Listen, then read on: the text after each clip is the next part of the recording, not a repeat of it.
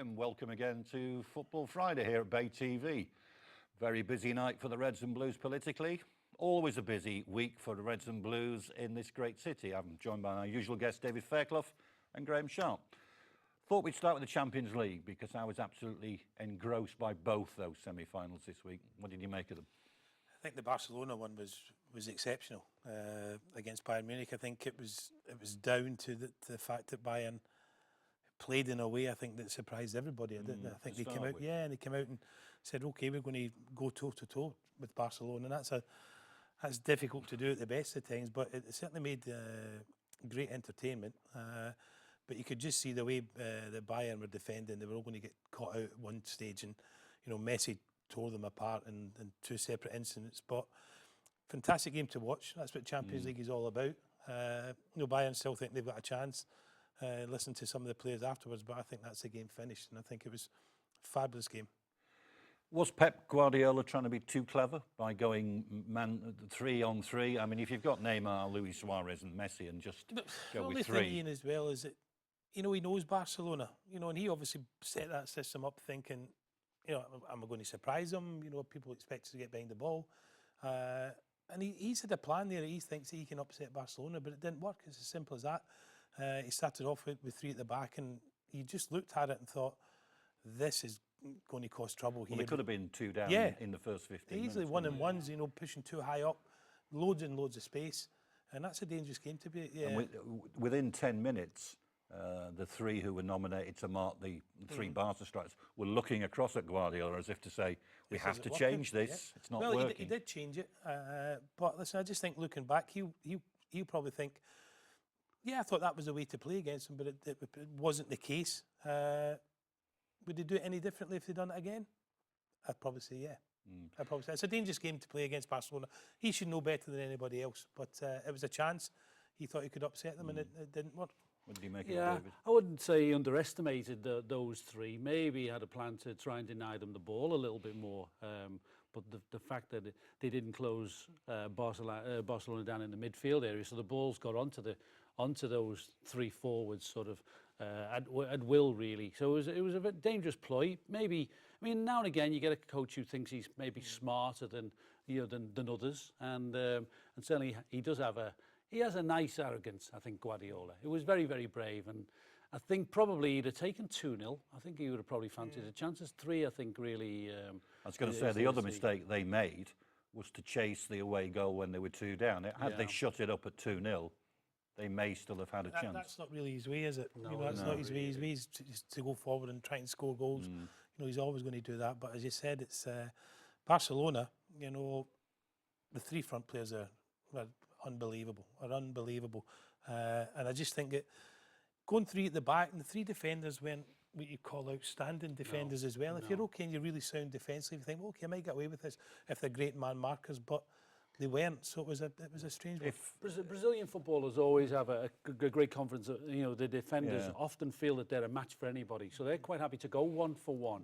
But as Graeme points out, maybe the backs that the Bayern have are not quite up to the level of what they were up against. So it was a mistake. It may have been a different story if they'd had Ribéry and Robben in the team, but I don't think they'll make the second leg, will they? No, they've given them more of an attacking threat, but if they'd still set up the same way, you'd still see Barcelona scoring.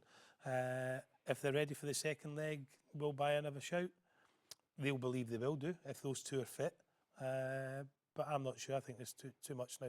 Too much. Robben was written off a couple of weeks ago, wasn't he? Didn't they say he's got a calf injury? Which calf injuries are dodgy, aren't they? They're very difficult to rush even back. If he was half fit, they would have thrown him in, wouldn't they? So he's obviously nowhere near, I wouldn't have thought. Yeah, I think calves are tricky in as much as I think you can feel as if you're fit, but it's got to really be repaired properly. But that's their only chance. Lionel Messi is 27 years old. I think he's played 420 games for Barcelona and scored 408 goals. He's astonishing. I watch him just to watch him. It's a not a one-man show, but he's so gifted. He's a different class, isn't he? Really? Yeah, he's an incredible footballer. And you forget he's only 27. Yeah, that's a scary thing. He seems to have been around forever. But we shouldn't be surprised because we see it time and time again. Listen to players who have trained with him. Just some of the things he does in training are incredible. and he's got that ability. You know, people draw comparisons with players in the past. You know, Maradona, people like that. He's certainly up there with them. You know, he's gone to that top level now. I mean, the second goal, David, was just wondrous, wasn't it? Yeah, I mean, I suppose you look at Boateng and the way he approached him. He left himself fairly flat-footed, didn't he? So it was a bit of a comical fall, I thought. But the way that he then chips the ball over Neuer is Who's the best top draw. goalkeeper in the world. I mean, yeah, and that is really top draw. No, he confounds people, doesn't he? I mean, people sort of are trying to draw on comparisons, and you try to say, well, you know, that the conditions of the games have changed, and the method of tackling and all those type of things. But still in all, when you watch him, you can't help but sort of like, you know, ooze sort of about his quality. The thing is as well, and he scores so many different goals. You know, he scores headers, and he's right foot, left foot.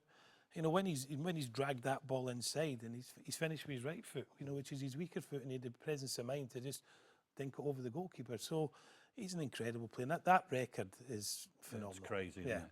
There was somebody on the radio made a very good point yesterday that while Messi always plays for his team, still scores hundreds of goals, Ronaldo, his rival as the best player in the world, plays for himself. Yeah, it could be, but I think Ronaldo again is a goal scorer and is a fantastic talent. I think Ronaldo could play for any team in the world and score goals. I'm not sure if you put Messi in any team in the world, he would have the same effect. Yeah, so I think Ronaldo's a different type, and I think, as I said, in any league in the world for any team, he will score goals because he's that sort. Messi's in a team that really suits him at this moment in time, and the way they play revolves around Messi as well. So to take Messi out of Barcelona and maybe put him at Manchester United or something, just say out for the top of my head, Manchester United, he'd still be a good player, but I don't know if he'd score as many goals as he does. Yeah, I don't know. I mean, Ronaldo does wind me up a little bit. He does seem to be selfish, very selfish and arrogant. He's It's all about him to himself. Yeah, and he preserves his energy, doesn't he? He doesn't chase back like he isn't a team player at times. Whereas Bale got criticism the other night for perhaps not chasing back. And there were plenty of instances I looked at Ronaldo and thought he could have closed people down a little bit more. You know, he could have put in a little bit more work, but he preserves his energy for when it counts. And obviously then when he does get into those positions, he does make it count. I mean, you can't question his ability. But who I'd prefer, you know, one or the other, I'd go for Messi personally. In relative terms, Messi had a poor season last year. The fact that he's now clearly back to his very best has reignited the debate about where he stands in the pantheon of all-time great world footballers. Now, I asked both of you this week, a bit of homework for them, to tell us here now who you think the three greatest footballers of all time are. I just think with that question, it's a tough question. For me, I would go for Pele. I would go for Maradona. And the third one, you know, obviously Messi comes into that equation. But for me at the moment, Messi hasn't really done it on an international stage where Pele has, Maradona has. Messi's been, okay in international, but not that top drawer. So, you know, then you go back into like Cruyff. You know, Cruyff done it at club level and at international level. So I would probably go at this moment in time, Pele, Maradona without a shadow of doubt. And everybody should say Messi, and I probably will go with Messi, but I still think there's a little question mark over that. David? Well, I wouldn't argue with Pele and Maradona. I think Pele set the standard. I think what he was in the time that he emerged, I think drove other people on. And I think if you hadn't had Pele, you might have had some of the others. You know, and I think that's the way football evolves. So I'm a committed Pele fan. There's absolutely no doubt about that. And obviously, you know, the tackling that went on in those days and the pitches and all those things. So he's my number one. Maradona would be in there. And I'd like to, you know, you could point to Cruyff and Messi, but I think Best, you know, was outstanding. And I think, unfortunately, playing for Northern Ireland, he didn't get onto the world stage as much as he should have done. But I think when you look back on what Best achieved in European Cups and all those type of things, I think Best has to be in there. Beckenbauer would be first reserve. You look at all the players, and they're fantastic players. You know, could be spend 3 programmes talking about it. Beckenbauer would be in there as well. You go about Gerd Müller and the career he had at at Bayern and also for West Germany. So there's numerous ones, but the ones that spring to mind for me, Maradona, I thought was sensational. And he could do it. Not only he went to Napoli, who were struggling, he drove them on and won the league there. Argentina winning games single-handed. We talk about Steven Gerrard winning games single-handedly for Liverpool. Maradona was doing that, the same thing week in, week out. And as David says, in a plane in Italy with the tackling and everything, the pitches went great. So Maradona for me. Yeah, what he achieved in Napoli, I think sometimes is is overlooked slightly. I mean, it's amazing to drag them up from nothing, and he was a one-man show. I was out in Switzerland at the time, so we saw a lot of Napoli. The attention that was on him and the pressure that was on him and everything, and he did it, and he'd also had that great spell at Barcelona as well. So Maradona has to be. Very briefly, before we go to our first break, who's the best player you ever played with in your career? Alongside, not against, but with. Very, very difficult. I was at Everton for a long time, so I didn't get around as much. But probably in our team at the time, and I was fortunate for Scotland, but I didn't play enough games for Scotland. But Dalglish and Souness were outstanding. But for me, Neville Southall. Quickly, one word. Yeah, well, I was fortunate to play with Graeme and Kenny, and when people wax lyrical about them, say no more. Okay, that's the end of the first half. We'll be back shortly to review Everton and Liverpool's performances last weekend.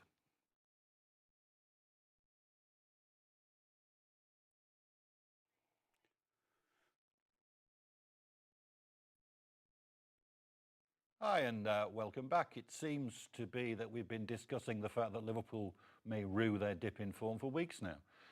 And after last weekend, they still got an outside chance of Champions League football, which makes it all the more disappointing that they threw away the points they did. Yeah, I think you're right. I think sometimes I think you can.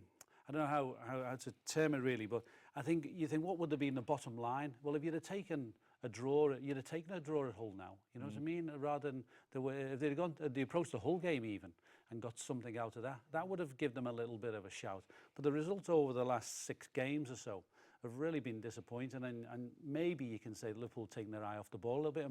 And is there something in the makeup somewhere where perhaps they thought they weren't going to they weren't going to do it, and they were fighting a hopeless battle, and all of a sudden you think the worst case scenario, they could have just sort of approached a couple of those games a little bit more tactically. And the odd point would have actually put them in with a real shout. Man, you've lost 3 in a row now, which is really open. Semi-open. Yeah, it's still going to be difficult for Liverpool. But we said last week that Manchester United have got big problems. They signed the player for next year, Depay. But at this present time, you couldn't guarantee Manchester United are going to win the 3 games that they've got. And they've got great players, don't get me wrong. But there is something wrong there. Defensively, they're not right. So there's still an outside chance for Liverpool. It will be difficult. But looking at Manchester United's 3 games... Palace away, tough. Arsenal home. Tough. And Hull City away on the final day. You'd expect them to beat Hull, but the other 2, I think Palace is away from home. Liverpool know from last year how difficult that can be. Palace maybe foot off the pedal a little bit coming to the end of the season, but that's a big game for them, and they'll be up for that. The crowd will be up for that. Manchester United could easily slip up tomorrow. I mean, they're 4 points ahead of Liverpool, but their goal difference is massively superior. And I've just got this awful vision of Liverpool missing out on the Champions League on goal difference. And as you say, 1 more point at Hull, for example, could have swung things in their favour. Yeah, I think it wouldn't have taken much for Liverpool to really put themselves in the box seat, and instead, I think you have to say somewhere along the line they've taken their eye off the ball, and they've lost, sight, I think, of the possibility of getting that 4th place. I mean, people were sort of waxing lyrical about United a month or so ago, weren't they? And so everyone said, well, that's it, so it's over and done with. But it hasn't been, and I think that's Liverpool's failing, really. I mean, they defeated QPR last week at home, but only just. I only saw the briefest of highlights on TV, but it didn't look awe-inspiring. Well, it wasn't awe-inspiring, but it could have been more comfortable than it was. They missed some golden opportunities, which they could have had them coasting. Really, the fact that they missed two glaring chances spring to mind, Lallana and Sterling. Had they gone in, then, I mean, you're up for a big win, potentially. But 1-0 up, QPR didn't give in, and that was to their credit, as you would expect them in the position that they were in. And then, strangely, when they scored the goal, you thought to yourself, well, it was always coming, but come at the moment. Come at the man, yeah, the departing exactly. man. Yeah, I mean, it was a huge disappointment for Stevie to miss the penalty the way they did, and strangely, it was probably one of the worst penalties he's ever taken. But I believe he has this feeling that he doesn't like taking penalties against goalkeepers that know him too well, and through their England experiences, Green kind of sort of psyched him a little bit. So he didn't look entirely comfortable, but obviously to score the way that he did was an incredible moment, actually. You had to be there to experience it, the whole ground. That could be his last goal for Liverpool, couldn't it? Might Well, not be, actually, knowing Steven Gerrard. Well, I'm hearing that he's absolutely determined to go out with a bang next week, and that is his. He's going to get sent off again then. Oh, not quite, but I think he really wants to go out next week with a goal.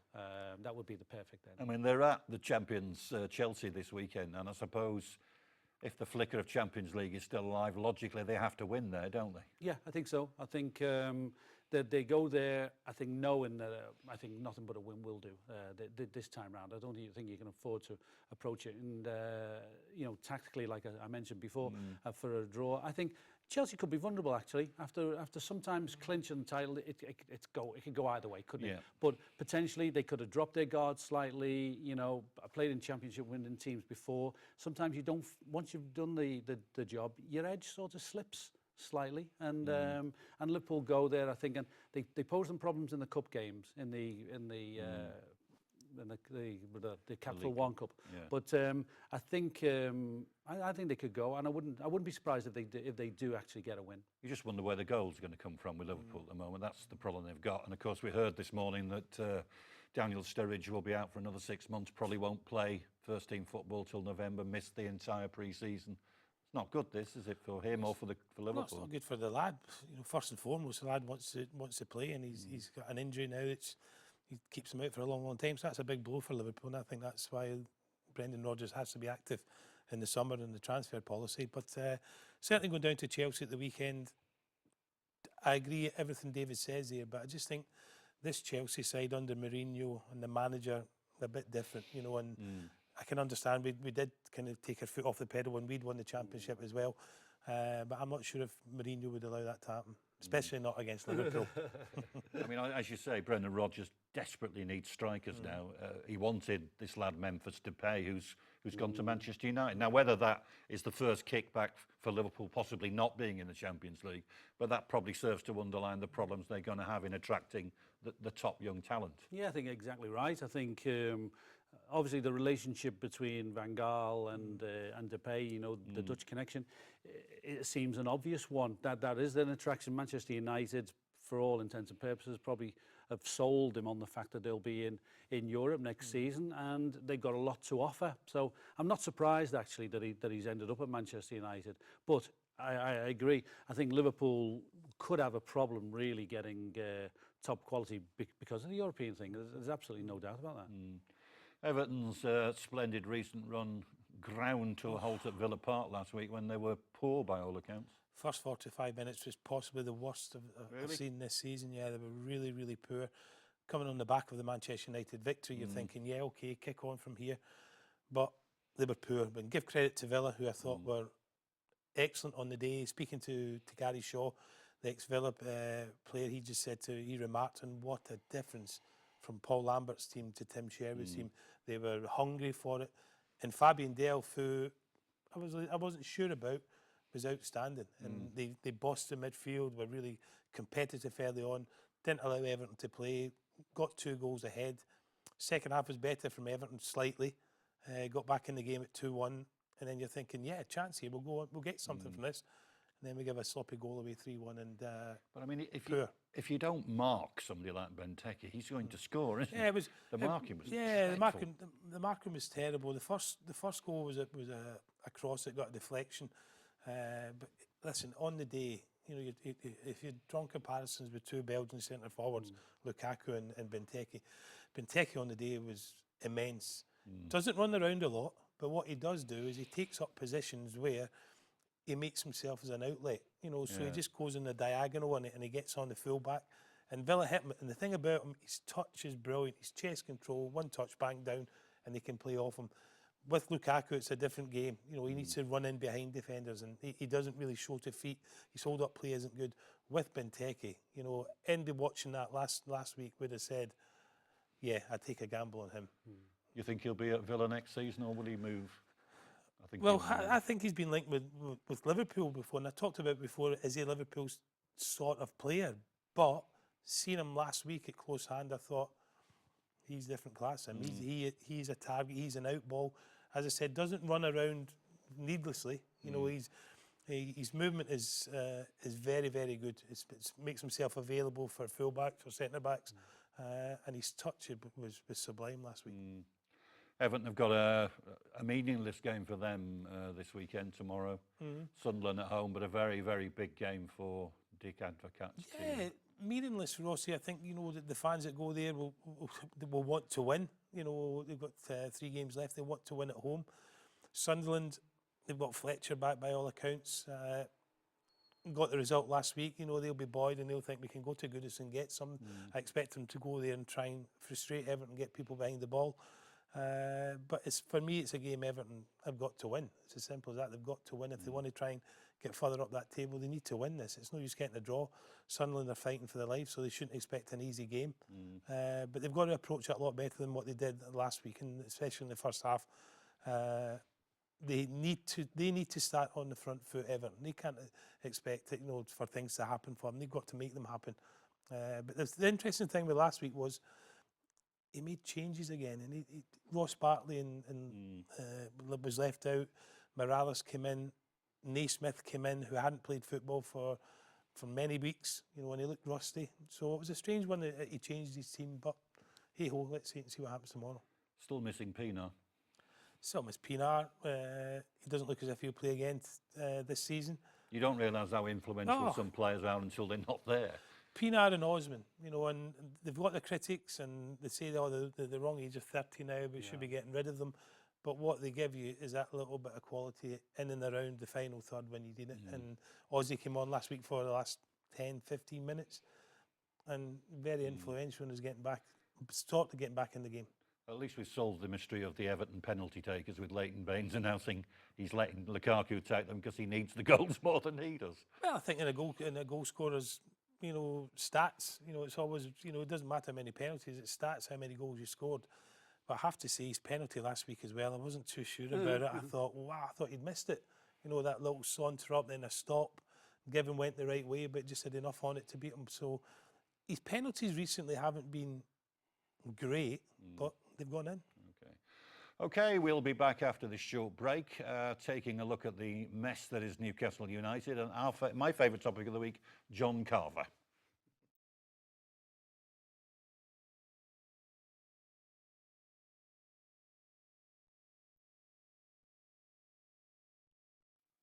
Hi and welcome back to Football Friday. I'm my guests Graeme and David Fairclough. Chaps, the vexed question of transfer policy by committee has come up again this week, primarily because I suspect Steve McClaren declined to take over Newcastle because of that. Now, Liverpool employ this system, David, don't they? Is it working? Does Brendan Rodgers agree with it? Or is he just going along with it? Yeah, I wonder whether or not it's the owner's decision to put this in place. It doesn't appear to work, does it? I think the manager ultimately has to have complete faith in the players that he's handed.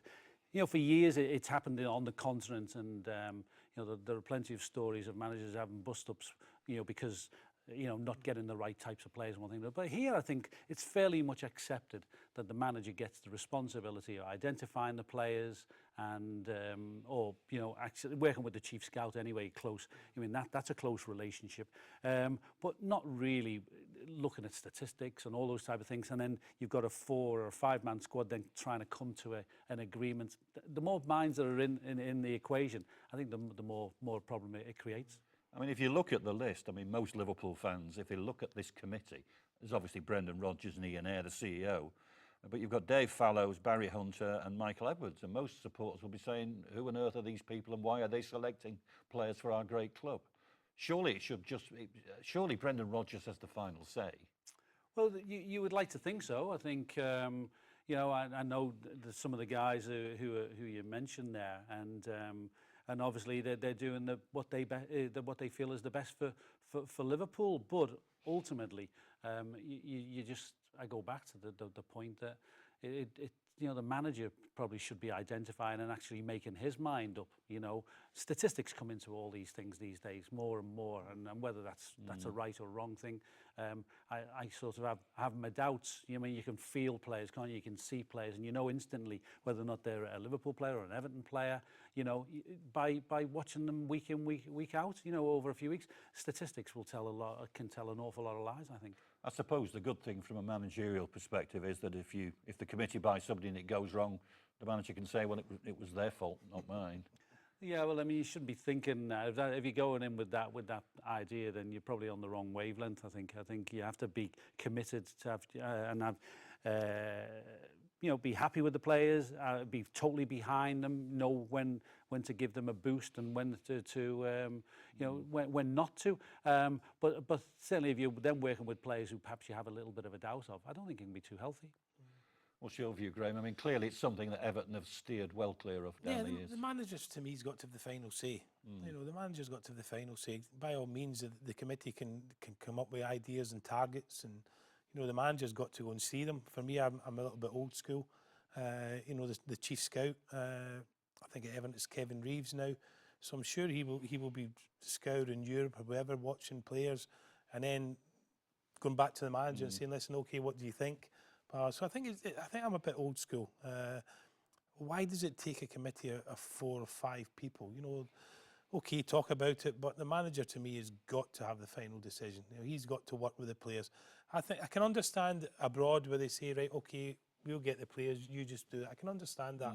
But over here, for me, in the Premier League, you should have the final say whether you think that he's going to be beneficial to your team. So you've been given players that you're thinking, I don't really want to play them. Now you get into situations where, especially at Newcastle, we talked about Newcastle before, loaning players to Rangers and saying they've got to play, you've got to play these players.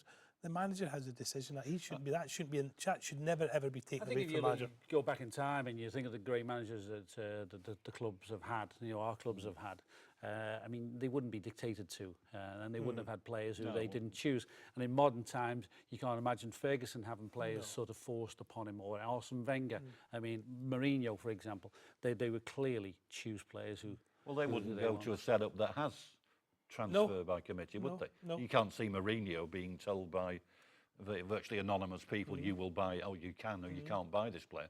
Mourinho will simply say, I want him. I think Mourinho works. I think they've got something similar at Chelsea. I think, does Mourinho not answer to a woman who deals with all the transfers? I'm not too sure. I agree with what you're saying. He'll have a massive say, which is only right. You know, the manager's got to work with him. I mean, my many years at Everton, Bill Kenwright would always say to me, the single most important man at any football club is the manager. And the way it always worked with Bill and David Moyes was that if David Moyes wanted a player, Bill would say, if I can find the money, you can have him. And Bill wouldn't say, I need to see videos or I want to go watch him. He would simply trust the manager's But because judgment. Bill is not a football man in terms of, he doesn't know that side. So should leave it to the people who know, who work with players day in, day out. They should have the final say of who they're working with.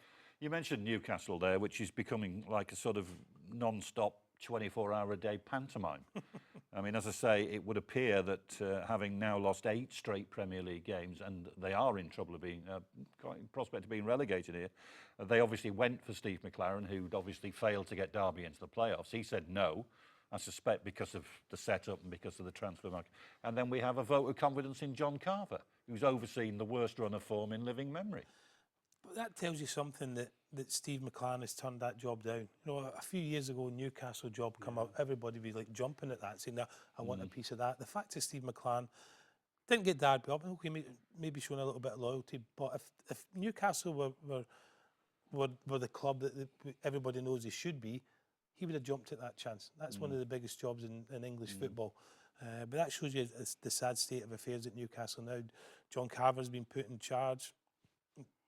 It's not the right choice, but again, that doesn't surprise me with what's going on at Newcastle at this moment in And time. John Carver, bizarrely, in his own defence, announced at a press conference this week that he still believes himself to be the best coach in the Premier League. But that's just him. And the way the interview went, he was just trying to be upbeat and everything else, and just say, listen, if I don't believe I'm the best coach in the Premier League, there's something wrong. So that's why I still believe I am, and I'm trying to do my best. So it's been difficult for him, really, really difficult for him. 8 straight defeats, in a serious danger of going down. And Newcastle fans ain't happy, but they ain't been happy for a long, long time. No, I think Everton can do Newcastle a favour tomorrow. If they beat Sunderland, I think that pretty much will... But I mean, if Newcastle needs a result from somewhere, and as you just said to me before we started, but where's it coming from? On the back of 8 straight defeats. You've got the captain, Colaccini, coming out with this verbose statement about how sorry they are. Well, nobody's interested in how sorry you are. It's your fault. Get on with it. And the interesting thing about Colaccini's mini rant was that not once did he mention supporting John Carver in that statement. Yeah, actions speak louder than words, and I think you just see the performance last week at Leicester, which was unbelievable at times. And I think in recent weeks, some of the defensive mistakes that they make, Newcastle, they got big problems, and I wouldn't sort of say that it's going to be easy for them to get a win, because they're starting from nowhere. It's not as if there's any hope or there's any sort of something you can build upon and say, well, we saw something last week that is a positive. You saw nothing. They're really on the ground, and after this crisis, or a series of crisis meetings that they would have had earlier in the week, you question whether or not perhaps they'll go into the game at the weekend in the right frame of mind. I mean, the problem that Newcastle have got is that the bookies' favourite to succeed Carver is David Moyes. But you and I know David Moyes. David Moyes will not go into a situation where he's dictated to either by a committee or by Mike Ashley. So they've got next to no chance. No, I think it's going to be really difficult. Don't get me wrong, it's still an attraction, Newcastle, maybe to a foreign manager. But I think David Moyes, looking at it, would see what we've been seeing and see what we're seeing, that it's a big gamble, and it's the same with West Ham. He's been linked with West Ham as well. Would he go there? I'm not too sure. David's having a time in Sociedad at the moment, doing reasonably well.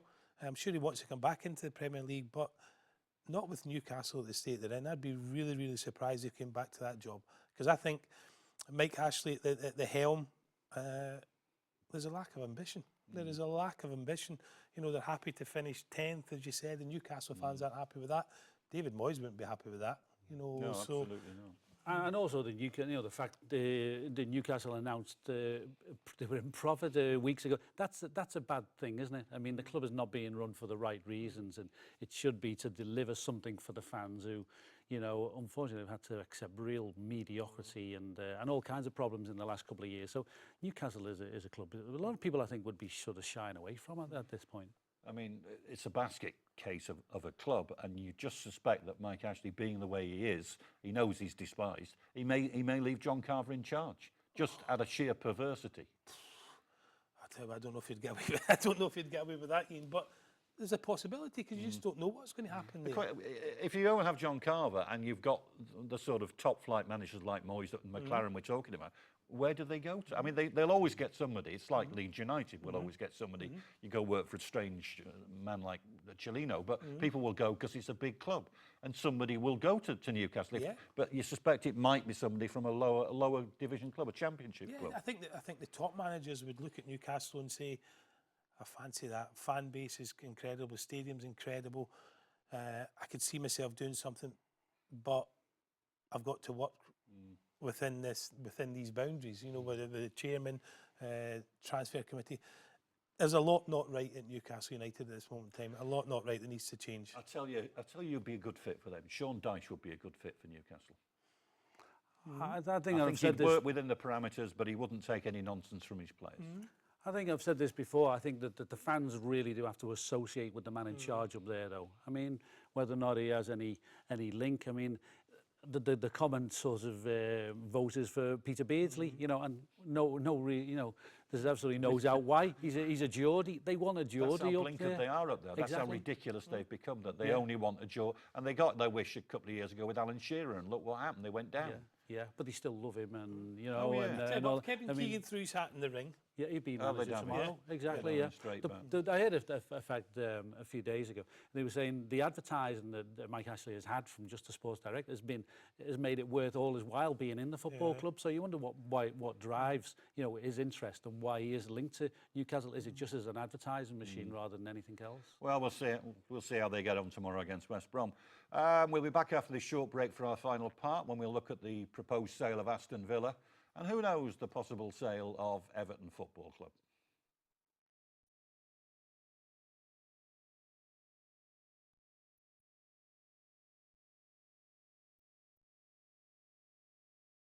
Hi and welcome back to the final part of our show. Just a quick reminder, you can contact us here. Email's the best way, footballfriday@baytvliverpool.com. Send in your questions for these two chaps and I'll get them to answer them for you. Tranmere have got a new manager. They've gone down, but a new era dawns with a bit of poaching from across the water at Goodison Park. Yeah, Gary Brabin being appointed manager at Tranmere. We obviously wish him all the best. It's an interesting one. You know, I think Gary had a job at Everton working with the younger players. So it's a big step to leave Everton and go to Tranmere. We've talked about it in recent shows about how difficult it will become for Tranmere to get up. But Gary's got experience in the conference with Luton, amongst others. So he knows the division, but I think it's going to be a really tough job. And for him to go there, he must have been promised a decent budget to have a real good go at it. I mean, you've made it clear in recent weeks that unless Tranmere invest on their playing staff, they're not going to get back up, are they? Yeah, no, definitely not. So I think he's gone there, obviously in the promise that money will be available for him. It'll be interesting to see what he can do. He knows that scene. He knows non-league players. So that's a bonus. But I think it was a strange decision for me. I think he's going to have to be given time. I think it will be difficult. There's only one side that's got out of the league at the first time of asking. So there's no point in having any upheaval through next year. I think he needs 2 seasons probably at least. I think and hope that perhaps he would be given that and obviously supported in terms of funds to bring in the right players. And as Graeme says, with the experience of being in the Conference League, I kind of think it's not a bad decision, and I think it's right to bring somebody who's got Merseyside sort of connections. I think that will be a help in sort of enticing fans and giving them a little bit of a lift. I'm also encouraged actually as well by the speed of the announcement. You know, within days. I think that's, for me, I think that's encouraging. I think it's positive. You almost feel with Tranmere that they do need almost like a rebirth. And you feel that they should just clear the place out and start, even if they play with kids. Yeah. They need some experienced players. They're going to have to pay for those. But they need to start again, don't they? When Gary was at Luton were getting 7,000, which helps 7,500, 8,000 for games in the conference. Yeah. So it gives them the spending power to go out and get the better players. The interesting thing for me will be to see what kind of crowds Tranmere attract next year. That they're out of league football, the conference. Do the ones just decide to stay away and the crowds dwindle? I think if Tranmere want to get back at the first attempt, I think their supporters need to support them. But it's been proved in the past that a lot of supporters will go watch a winning team, irrespective of what their division they're in. Right. I mean, they've been desperately poor for years of Tranmere. They'll have some local derbies in the conference. If they start well and they're in the top 4 or 5, they weren't getting huge gates in the second division. No. So maybe they'll get. I think the market and the PR is going to be interesting and will be a key factor. I think Tranmere can't afford to let themselves disappear from view. They're going to have to be really proactive, get out there amongst the community and all that, which they've always been very good at in previous years. And their profile has kind of slipped slightly, I think. I think that's going to be interesting to see if they can generate this thing, because of late there's been this sort of, people are displeased by the pricing of big league football and all that type of stuff. And if they sort of price it right and they get the community behind them, as you say, get a few wins and they get a little bit of a stimulus going, I think they could be a surprise. I don't know whether they can, but we've said this before. If they could go back to Friday night football, they would attract probably 1,500 more than they would get playing in competition against Everton or Liverpool. And that probably might be more of a possibility now that they're out the league, because I think playing on a Friday night was determined by their share of the. But that was always it was a great tradition. Tranmere on a Friday night. Yeah. A lot of Everton and Liverpool fans went because a lot of them are Wirral based. and they would go for just But it's common because they love sense. football. Yeah, it's common sense. They would go. Play to your strengths, back to basics kind of thing. You know, it might be sort of part of the profile of the club. We wish them well. On to a slightly bigger fish in the football pond, Aston Villa. Well, they are up for sale, but I was really surprised yesterday when I heard that the consortium, alleged consortium, is fronted by Tony Adams, who doesn't strike me as the focal point of anything, apart from a good defence at Arsenal when he played. But it was the price that surprised me. They're talking £150 million for a club of Villa's size. Now, when the new TV deal kicks in, 2016 to 19, every Premier League club will get per season £81 million. So I know Randy Lerner wants to sell, but if I owned a football club, I would keep them for the next 2 or 3 years because the money is going to roll in. Well, I went to Villa last week, and you know, it's a fantastic place, a fantastic stadium, crowd, the corporate facilities. It's a great stadium. It would be an ideal opportunity for somebody to buy it. You know, we talk about trying to get investment at Everton and people to buy Everton. You know, you look at that stadium, they wouldn't have to do an awful lot with it. It's all in place. Yeah. They've got a fantastic training ground as well. So that's very, very attractive. 150 million, I tend to agree with you. I think that's on the cheap side, to say the least. But, you know, I think Randy Lerner wants to get out, you know, quickly. You know, and maybe that's the It reason could why be the a good price. deal. I mean, presumably that's why Tony Adams is pulling a consortium together, because it could be the bargain of the century, that could. Yeah, 150 million seems awfully cheap, I have to say. And I thought a few weeks ago when Randy Lerner was talking, I think he had his eyes on more than that. But certainly, as we point out, the stadium is fantastic. I think it's all done there, and great fan base and everything. I mean, it's questionable. I think if they get the pricing right, Villa will be sold in some without shadow. It's interesting you both mentioned Villa Park being a great stadium, because I've always argued that the reason Everton have not got investment or been sold completely is because of Goodison Park. That's the thing that's holding Everton football. I know everybody loves Goodison Park. I love Goodison Park. Bill Kenwright does, you do, Sharpie.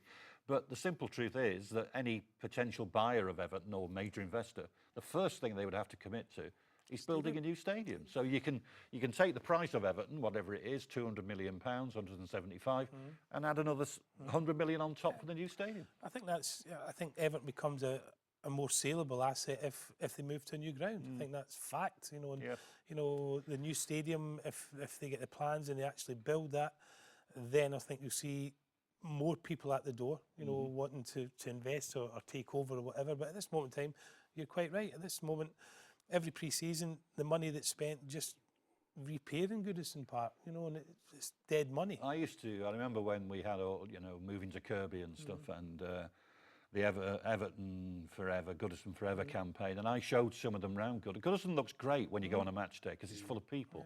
But when you actually walk round it, when it's empty, which you and I did, it's an incredibly old stadium. I mean, underneath some of the stands, it reminds me of when I used to go as a kid watching football 50 years ago. Yeah, that is a handicap for Everton. You know, City were you know, they went in great shape, were they? But you know, fortunately for them, they were in a community-owned stadium. The owners came in, piled in all the money, and the rest is history, really. And that has been sort of holding Everton back. This is a major outlay now. You talk about a new stadium, you're talking 300 million, aren't you? There is any signs of Walton Hall Park? It was supposed to be. No, wasn't it? that's what was mooted, but it's gone quiet in that department. But I think it's a case of Everton can't go alone. You know, they're looking for partners in there. So I think it'll be Walton Hall Park, if that's the case, a stadium development. But in that development, they'll need different partners. I think the problem has always been they were going to Kirby because they could get the retail partner in Tesco.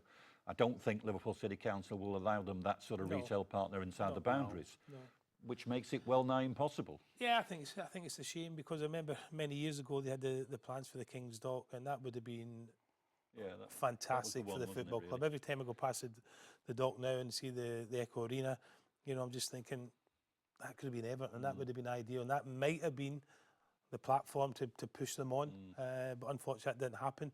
So I think everybody knows, I think whilst we all love the stadium and I think it's great and memories of the stadium, I think for the club to move forward, they need a new stadium. We start the Championship playoffs tonight and this weekend. We've got Brentford v Borough, and then the Old Farm derby, as they call it, Ipswich v Norwich. Who do you see getting through at the final and B, going up into the Premier League? Well, it's strange that one or two of them have blown it, Derby particularly, and I don't fancy Ipswich at all. No. I think Norwich probably for me, and Brentford have been the surprise sort of team, because they've hung on in there, they've crept into the playoffs at the last game, so to speak. I fancy a Norwich-Brentford final, but I would go with Norwich. I go Norwich-Borough final, and I think Norwich have got quality players coming down from the Premier League. They've still got some quality in there. Alex Neil, the manager, came on board, done a really good job from coming down from Scotland and Hamilton. So I think it'll be Norwich-Borough final with Norwich going through. Do you think the Premier League will be adorned and boosted by the arrival of teams like Watford and Bournemouth? No. I'm just thinking of the travel to Bournemouth and Watford. That's why people won't want Norwich in there either, really. Exactly. I mean, Norwich is the is the edge of the world, isn't it? Really. But I think Watford have been a strange one, haven't they? So they've done particularly well to we'll see how that goes. Okay, thank you very much for watching. Don't worry about the politics too much. Enjoy your football this weekend, and hopefully you'll join us again next week. Thank you very much indeed, and goodbye.